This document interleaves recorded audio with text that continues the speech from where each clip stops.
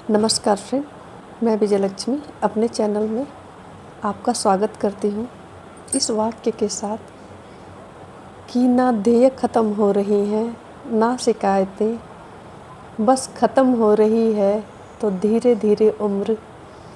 इन्हीं शब्दों के साथ मैं अपने चैनल में आप सभी का स्वागत करती हूँ।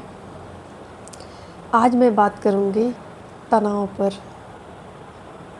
मुझे लगता है कि प्रत्येक प्राणी इससे जूझ रहा है और आज जो समय चल रहा है, कहना तो सब कोई चाहता है पर सुनने वाला कोई नहीं है।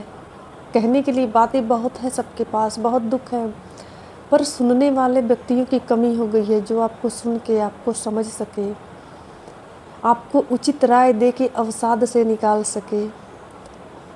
क्योंकि ये अवसाद एक धीमा जहर है जो धीरे धीरे धीरे धीरे आपको अंदर अंदर खोखला करता है। ये किसी बीमारी से बहुत बड़ी बीमारी है और अवसाद से बाहर निकलना एक अपने आप में एक बार आदमी अगर अवसाद में चला जाता है फिर निकलना बहुत चैलेंज का काम होता है। और इसके लिए ज़रूरी होता है कि आपको कोई उचित मार्गदर्शन करने वाला हो, आपकी व्यथा चाहे वो सही हो चाहे वो गलत हो, उसको समझने वाला हो, आपकी बातों पर विश्वास करने वाला हो, तभी आप इस अवसाद से बाहर आ पाएंगे।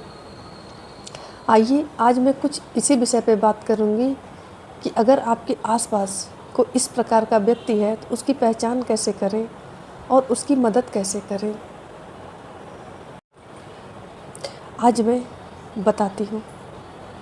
मैंने कहा था ना कि मेरी ज़िंदगी के चैप्टर में बहुत सारे रंग हैं, उनमें से एक रंग के बारे में कि एक वक्त था जब मैं खुद बहुत अवसाद में थी और अवसाद मेरा इतना ज़्यादा बढ़ गया था, मेरी तकलीफ़ों को कोई नहीं समझ सकता था। मुझे क्या प्रॉब्लम है, मुझे क्या दिक्कत हो रही है, मेरे माता पिता तो समझ ही नहीं पाते थे। मैं क्या ही बोलूँ उनको, कोई मेरी बात को सुनता ही नहीं था, मुझे समझना ही नहीं चाहता था कि मैं किस त्रासदी से गुजर रही हूँ, मुझे क्या बुरी लगती है, क्या तकलीफ़ें हैं। और मैंने एक दिन सोच लिया कि मैं अपनी ज़िंदगी को ख़त्म कर लूँगी। मैंने पूरी प्लानिंग कर ली थी कि आज रात ये मेरी आखिर, आज कल की सुबह मैं नहीं देखूँगी। लेकिन शायद मुझे और जीना लिखा था। मेरी एक फ्रेंड मेरे घर आई और कही कि आप मेरे साथ चलिए मेरे घर। तो चूँकि मैंने सोचा चलो लास्ट दिन है, आज इनके साथ चलते हैं। तो मैं उनके घर गई तो उनके एक बड़े भैया थे, शायद उन्होंने मुझे पकड़ लिया था। तो वो बोले आप करती क्या हैं? तो मैंने कहा कि मैं कुछ नहीं करती हूँ। तो बोले क्यों नहीं करती हैं, क्यों खाली बैठी हुई हैं? तो वो बताने लगे कि देखिए इनकी लाइफ में इतने स्ट्रगल है, पता नहीं भगवान जाने उनको कैसे पता चल गया, या उन्होंने मेरे चेहरे से या मेरे व्यक्तित्व से कैसे उन्होंने पकड़ लिया। और वो व्यक्ति जिनसे मेरा कोई मतलब नहीं था, जिनसे मैं पहली बार मिली थी, उन्होंने मेरी बहुत अच्छी काउंसलिंग की, मेरी बातों को समझा, जो मेरे घर के नहीं थे लेकिन मेरी प्रॉब्लम को वो समझे, बिना बताए समझे, मुझे फ़ोर्स किया, मैंने अपनी बातें उनसे शेयर की। फिर उन्होंने कहा कि देखिए हारने से कुछ नहीं होता है। मैंने उन्हें ये नहीं बताया कि मैं आज अब प्लान कर रही हूँ निकलने का इस दुनिया को छोड़ के, नहीं तो मुझे तो बड़ी मार पड़ती। लेकिन पता नहीं क्या उन्होंने भांप लिया था। उन्होंने कहा कि देखिए ज़िंदगी बहुत बड़ी है और ऐसे हार नहीं मानते हैं, आप फिर शुरू करिए, आप पढ़िए, आप होप में आइए। मैं तो इतने कष्ट से पहुँच कर यहाँ तक पहुँचा हूँ। आप 1000 प्रश्न पढ़िए तो उसमें से एक क्वेश्चन आपको मिलेगा। आप फिर से, आपके अंदर वो जज्बा है, आप मेहनत कर सकती हैं। अगर कोई आपकी बात को नहीं सुन रहा है तो जाने दीजिए, उसको मत सुनाइए। दूसरे की बात को अपने दिल पर मत लगाइए, ज़िंदगी आपकी है। आप दूसरों की बातों को के दिए हुए कष्ट से अपनी ज़िंदगी को दुखद क्यों बना रही हैं? आप अपने पैरों पर खड़ी होइए। अपने सब, आप जो सोचा है आपने, आपको अच्छे कपड़े चाहिए, अच्छे जूते चाहिए, अच्छी ज़िंदगी चाहिए, तो ये आप अपने आँखों से देखा है तो अपनी बदौलत पूरा करिए, कोई और नहीं आएगा। और उन्होंने मुझे बहुत अच्छे से समझाया, बहुत अच्छे से उन्होंने बात की। मुझे जैसे लगे कि मेरे बड़े भाई मेरी प्रॉब्लम को सुन रहे हैं। और उसके बाद मेरा मन शांत हो गया। फिर मैंने वो विचार त्याग दिया।